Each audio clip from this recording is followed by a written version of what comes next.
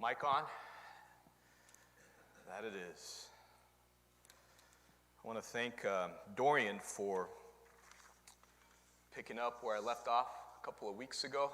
Second part of 1 Corinthians chapter 6, talking about topic of sexuality and sexual immorality. I'm not going to thank you too much, though, because Paul just keeps on going. He's going to utilize the entirety of chapter 7 to talk about this topic as well. If you would have covered all of this, I would have brought you a fruit basket. But again, there's more here for us to cover. Now, let me take some time to somewhat go off on a rant of sorts. Now, this is as much judgment upon me as it is upon you and the Church of Christ in general.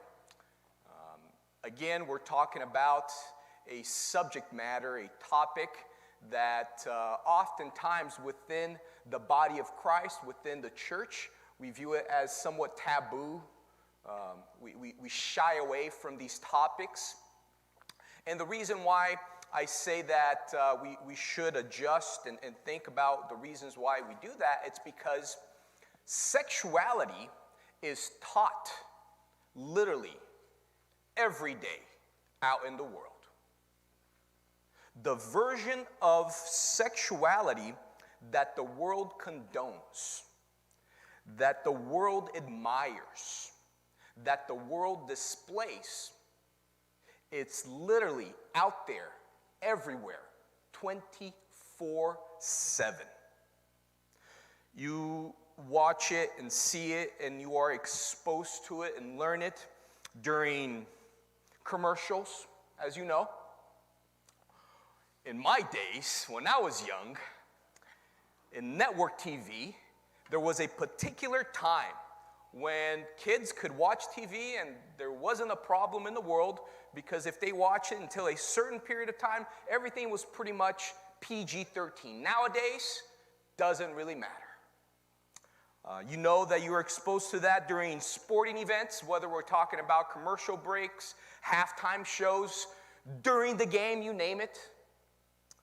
If you like reading up on sporting news such as I do, football season, I'm so less productive than in off season, so I like, going through Bleacher Reports or whatever, what other media provider of sports news, and you're usually going through your phone, reading some articles, and inevitably, almost always, you get to that portion of the article, usually right in the bottom, where you're cringing and you're thinking to yourself, wow, I didn't need to see that. Billboards when you're driving around, and it's almost impossible. What are you going to do? Close your eyes? You're driving. Social media, that's without saying. Schools, readily available in an informal or more formal setting. Mailers, things that people physically mail to you that you find in your mailbox. Radio, you name it. The list could go on and on and on. And you can try to shelter yourself and possibly or probably even more importantly your kids, but it really doesn't matter, because they can be watching Dora the Explorer and it will come up. Again, sexuality is out there everywhere. It is taught 24/7, but it's the world's version of sexuality. So what about biblical sexuality? What about godly sexuality? What about the type of sexuality that God condones? When are we exposed to that? When do we learn that? When do we teach that? Usually in two settings: premarital counseling and couples retreat. That's it. Within the church body, you probably will be taught this twice. Again, premarital counseling and couples retreat, and that is it. nowhere else, no other setting. We just skip right over it because, again, we feel it's taboo. We're kind of shy. It's kind of awkward. Can't you feel like the tension just kind of, you can cut it like with a butter knife. So here we are. We're reading through chapter 6 and chapter 7, and Paul has a lot of things to say about this. Now, it's not a thorough teaching about this subject matter because we see more of this content in other places. So here we're just going to focus upon what Paul wrote here in these verses. And again, we're going to look at chapter 7 from verse 1 to verse 9, but it's plenty.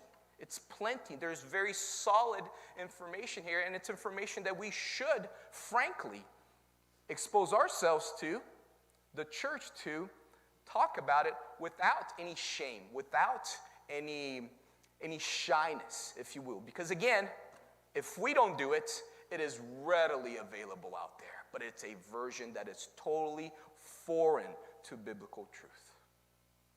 Period. Rant over. Now let's begin. I'll read. You can follow along. 1 Corinthians chapter 7 from verse 1 to verse 9. Now concerning the things which you wrote to me, it is good for a man not to touch a woman. Nevertheless, because of sexual immorality, let each man have his own wife, and let each woman have her own husband. Let the husband render to his wife the affection due to her, and likewise also the wife to her husband. The wife does not have authority over her own body, but the husband does. And likewise, the husband does not have authority over his own body, but the wife does. Do not deprive one another except with consent for a time, that you may give yourselves to fasting and prayer, and come together again so that Satan does not tempt you because of your lack of self-control. But I say this as a concession, not as a command, for I wish that all men were even as I myself, but each one has his own gift from God, one in this manner and another in that. Verse 8, but I say to the unmarried and to the widows, it is good for them if they remain even as I am.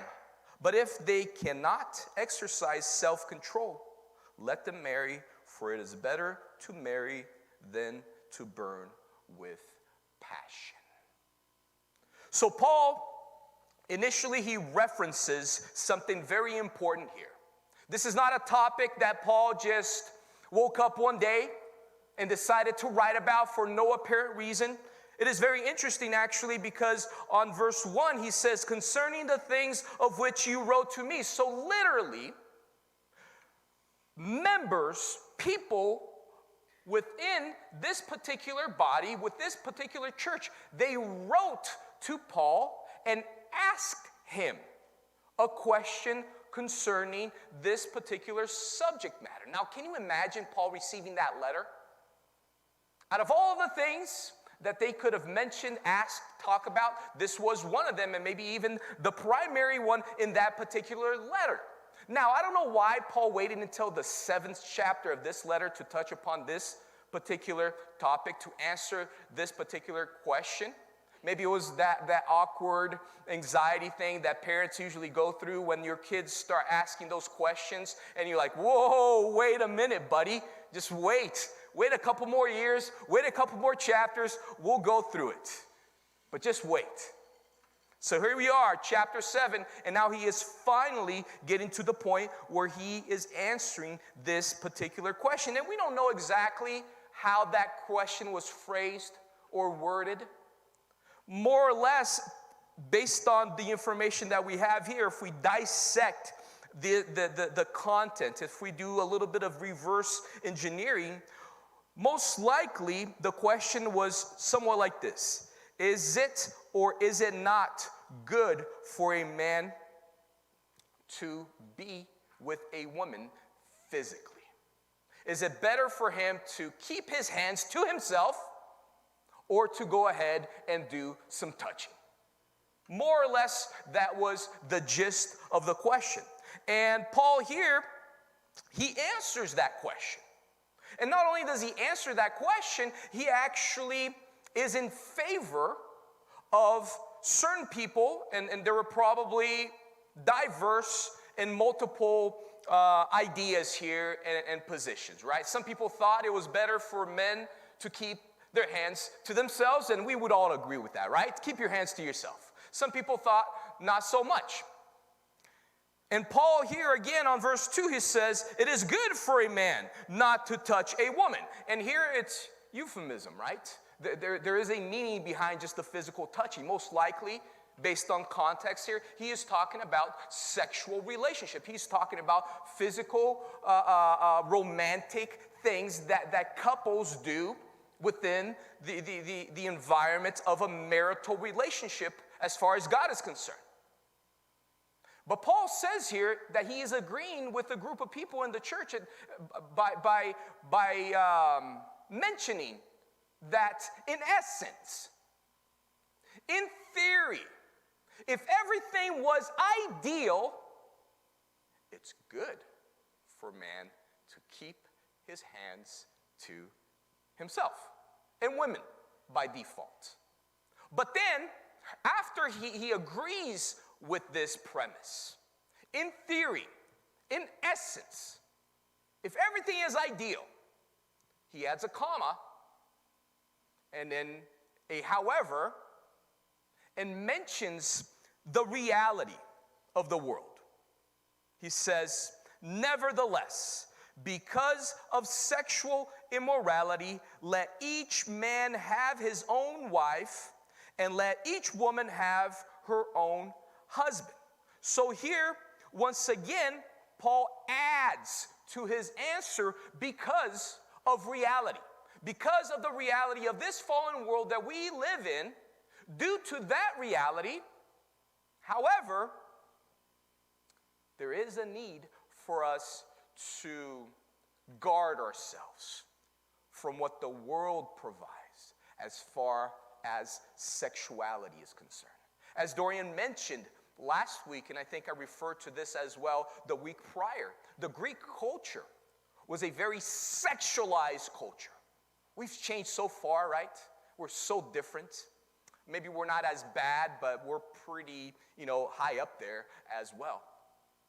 Overly sexualized. You couldn't walk down a street without seeing a statue or a brothel or a temple that was catered towards worshiping a deity through sex, or hearing about it, or stories, or whatever. So the Corinthian church was exposed to this all the time, much like we are all exposed to this most of the time. And because of that, because we do not live in an ideal world, in a perfect world where we are totally isolated from the junk that is out there, due to that, we must guard ourselves. And one of the ways that we can guard ourselves, and maybe even the primary way that we can guard ourselves as far as what God has provided for us, is marriage. And again, Paul mentioned this. Nevertheless, because of sexual immorality, because that is so prevalent, because that is so out there, because we are so exposed to that, because we are so likely to fall into temptation, get married. Woman, man. There probably was, now going back to the question at hand, and again, this is just speculation. As far as the reasons why the church, or at least people in the church or of the church, asked this question, it was based on confusion or doubt. Some might have thought that it would have been better for you just to be celibate. What does that mean? Just never have sexual relationships. Just don't marry, don't have a girlfriend, be single all your life. Why? Because again, they knew the Greek culture, they knew the Corinthian culture, and they thought, man, that is so filthy that it is better, celibacy is better. So that might have been part of that. Another part might have been groupings or groups of people that thought, well, even after marriage, when a couple comes together, physically speaking, only to make kids, that is the only holy way for there to be sexual relationship within the confinements of marriage. If you're not trying to have kids, don't do anything. That might have been a perspective as well, sort of like an old school Catholic perspective, right? Not so much nowadays. But maybe those are the ideas, the issues, and the doubts. And this is what Paul is trying to answer and trying to clarify. Now, so we have the premise, we have the question that was asked and now answered in the first couple of verses. Now moving on to verse 3, all the way to verse 6, Paul is going to provide certain principles, certain responsibilities, if you will, with regards to a godly perspective of sexuality, sexual relationship, marriage between a husband and a wife. So on verse 3, he says, let the husband render to his wife the affection due to her, and likewise also the wife to her husband. Now this term, affection, it's a term that could be translated as benevolence. Maybe some of you have a Bible that is translated in that way. And the reason why it's translated in that way, it's because it's a very general term. It just means something that you give that is good. Now here again, it's probably another euphemism. Most likely it goes beyond sexual relationships. So when Paul is saying that both the husband and the wife should give this affection that is due to their spouse, sexual relationship is included, but it's not just limited to that. There's more to it, as you know. There's more to it. But again, they are owed that. They are due that. And both should provide that to their spouse. And then he goes on to explain why. Why must we give what is due to our spouse? He explains it in this way. The wife does not have authority over her own body, but the husband does. And likewise, the husband does not have authority over his own body, but the wife does. In other words, when you get married, there is an even exchange. And basically, you are exchanging the authority that you had over your body, and you're giving it to your spouse, and then likewise, or vice versa. Now, it belongs to them. Now, we could spend a lot of time talking about the exceptions to the rules, the limitations about that, but we can do that during premarital counseling and couples retreats. We don't have enough time to do that. So just learn the main point. This is the teaching. This is the truth. Now, is there more to say about this? Sure. But this is the godly truth. It is not my body anymore. It is yours. And that's not your body anymore. It is mine. If you want to keep your body, don't marry. If I want to keep my body, I will not marry. But now that I'm married, it is yours and yours is mine. And then Paul goes on to say on verse 5, attached to this idea, because now there is this even exchange, he says, do not deprive one another except with consent for a time, that you may give yourselves to fasting and prayer and come together again, so that Satan does not tempt you because of your lack of self-control. A lot there to unpack. Paul utilizes this terminology, deprive. Do not deprive one another. This word deprive, it means to defraud, literally to steal or to rob. Now, why is this fitting? Again, that is mine and mine is yours. If I take it back, what do I commit? I steal. I commit fraud. I defraud you. This is not Costco, nor Amazon. No unlimited returns, right? You gave your body and you received the other body, and after a while, you're like, man, I got the most horrible end of the deal. My body is so much better than your body. And I've waited a while, see if you just kind of pick up speed and you just get to my level. But now I've come to the conclusion that that was a horrible deal. That was not an even exchange. I want my body back. Give me authority over my body. And here's yours. I don't even want it anymore. You keep it. It's not how it works. It's a done deal. Once you sign on that dotted line, there are no take-backs. Again, it's not Amazon. It's not Costco. I used to work at Costco. I know some people work at Costco here, and it's literally ridiculous. I'd have people coming into my line every once in a while. I worked in the return counter, and people, before it was a big deal, digital cameras.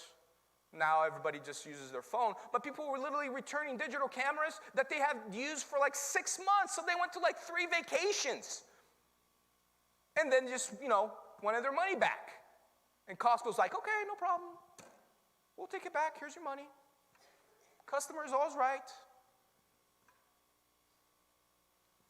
Not for marriage.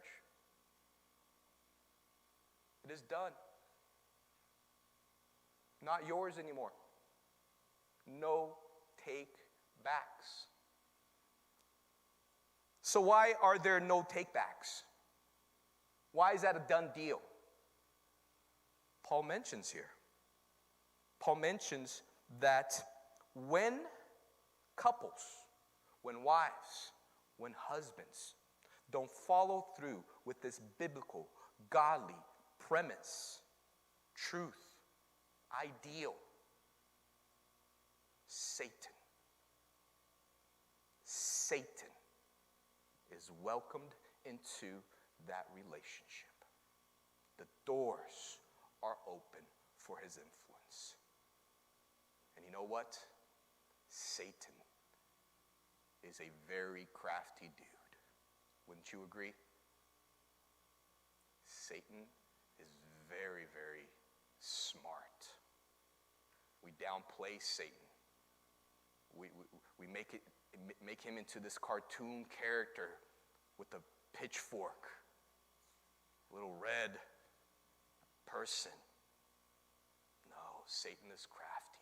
Satan is smart, very intelligent. You know what Satan does? Here's what he does. Before marriage, what does he do? What does he tell us? What does he teach us? What does he motivate? We must have it now. Can't wait. Sex. Now. Isn't that what he does? Can't wait. Why wait? It is so good. You need it. How are you going to live without it? You are a human being. You have needs. Must happen now and often. What does he tell you after marriage? You've had enough. Been there, done that.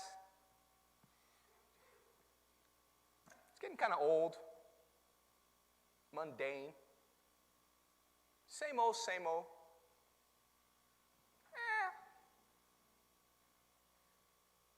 Isn't that what he does? Isn't that literally what he does?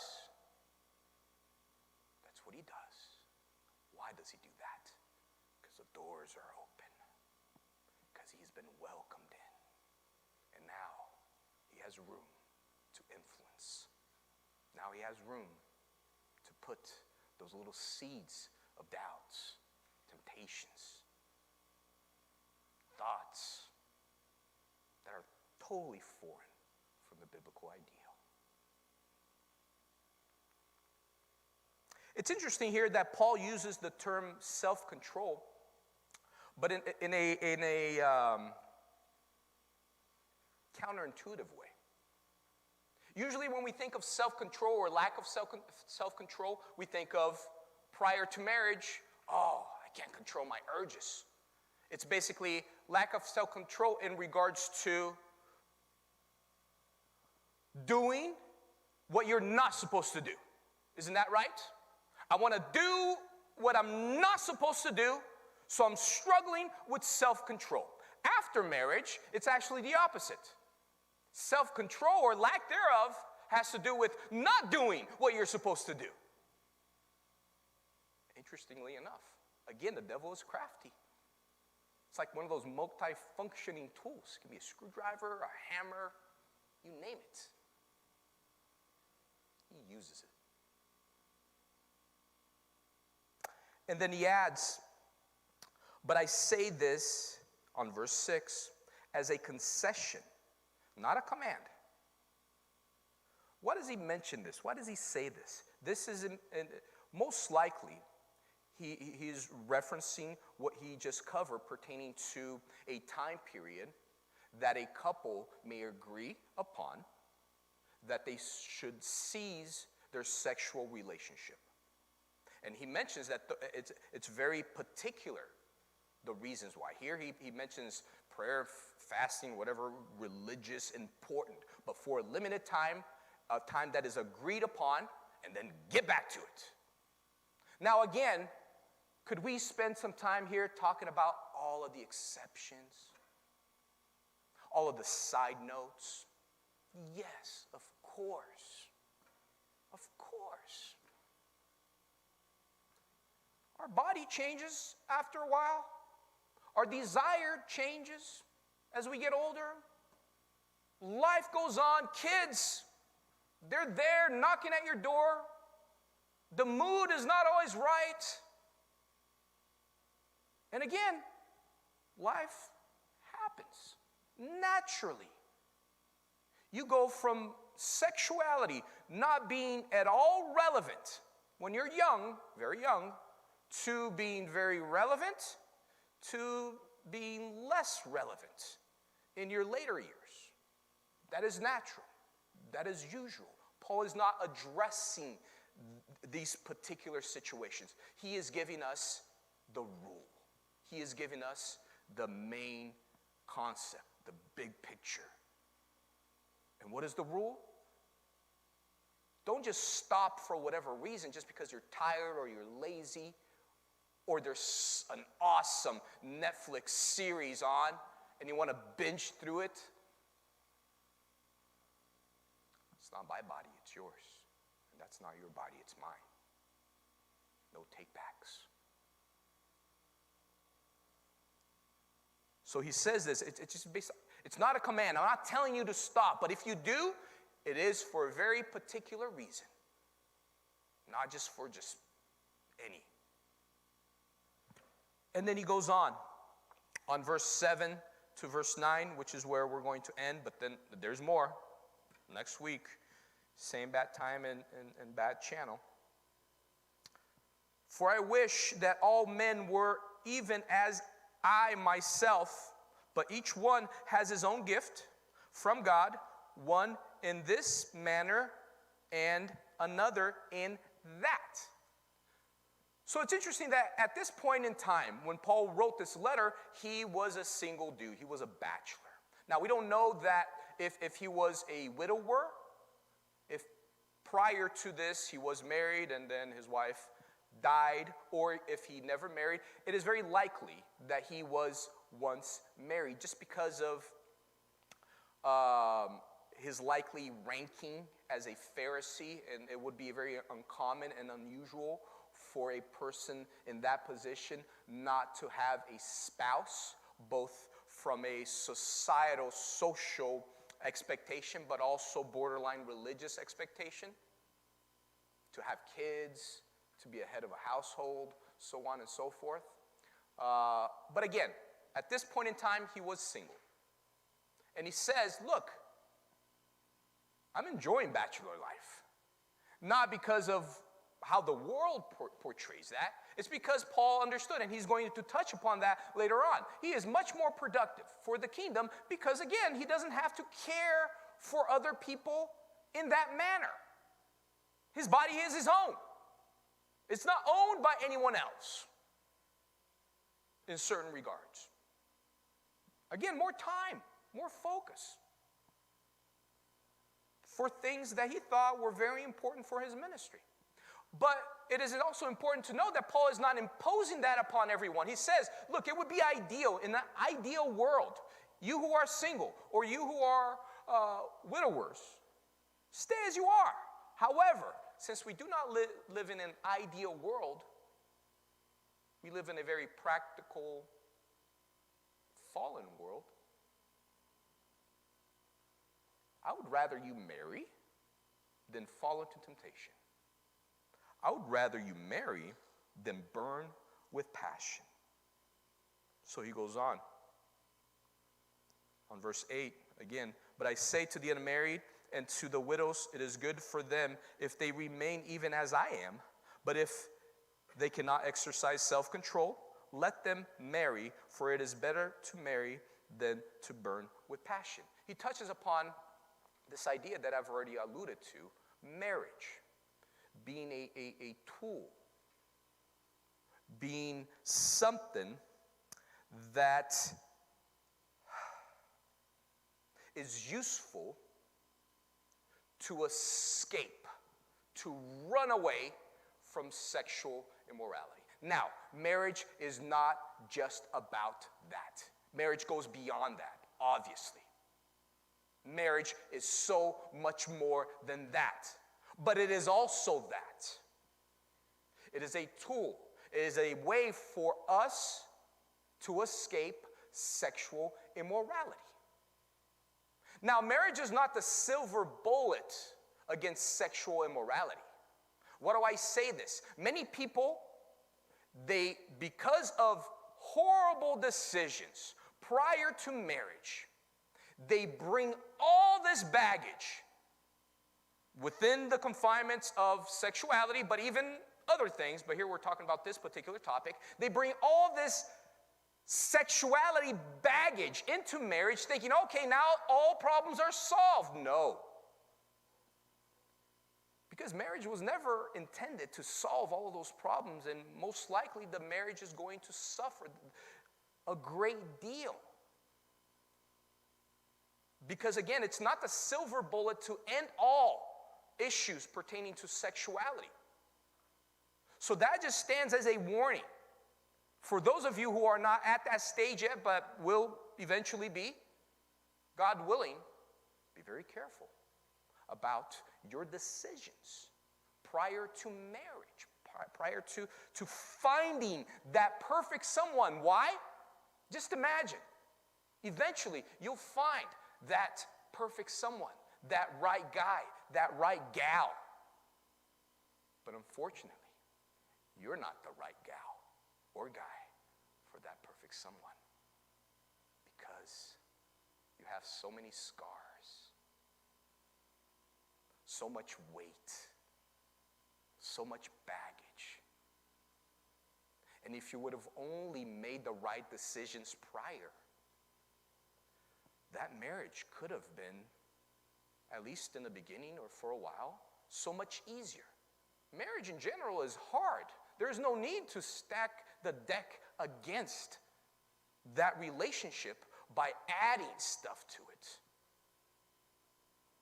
So again, it is a means, it is a legitimate escape from sexual immorality, but by no means it is the silver bullet, the proverbial silver bullet. We should not use it as such.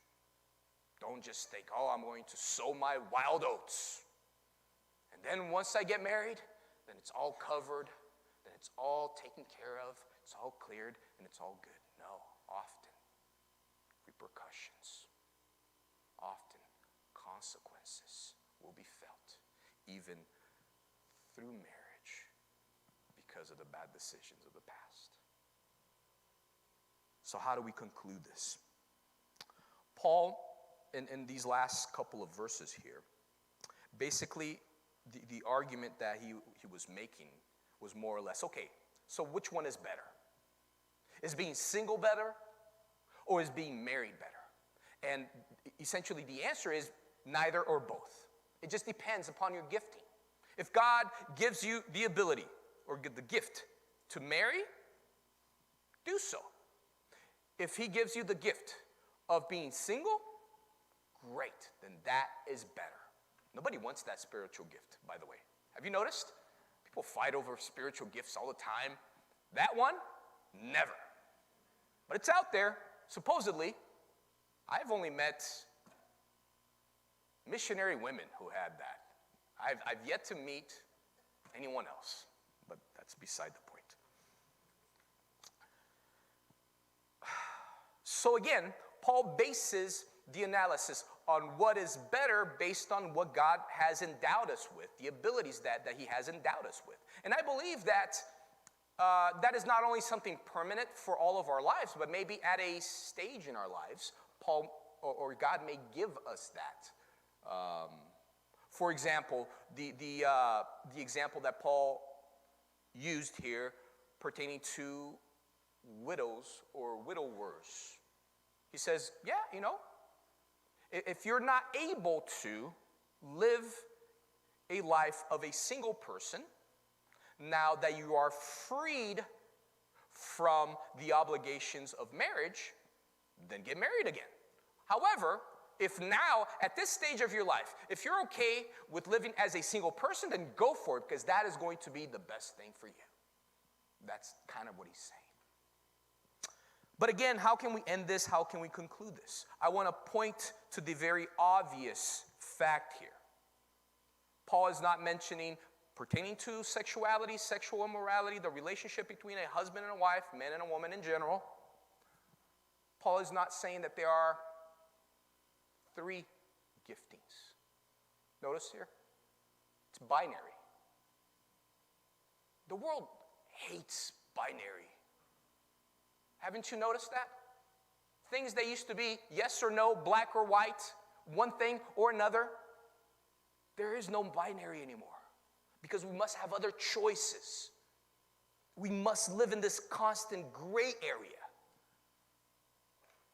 This is very binary. 2 gifts. Only 2.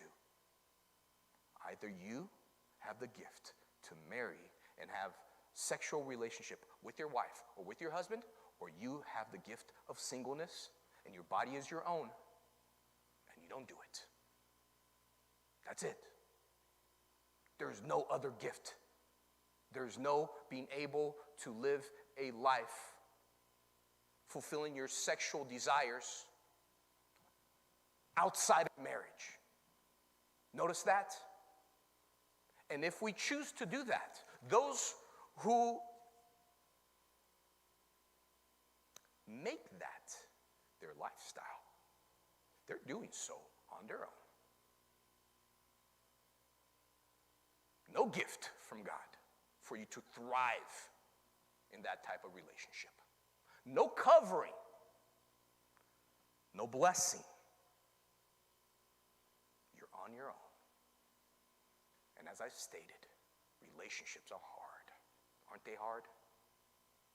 Spouses, significant others, look at each other's eyes. Go ahead. I don't do this very often. So once I do it, they're hard, aren't they? Incredibly difficult. And they're hard even when you are covered by God's blessings. When you're protected. When you're endowed with gifts. Imagine how much harder they are without any of those things. Might as well play the lottery. It's like no chance. So there you have it. One or the other. You pick. To God be the glory. Amen.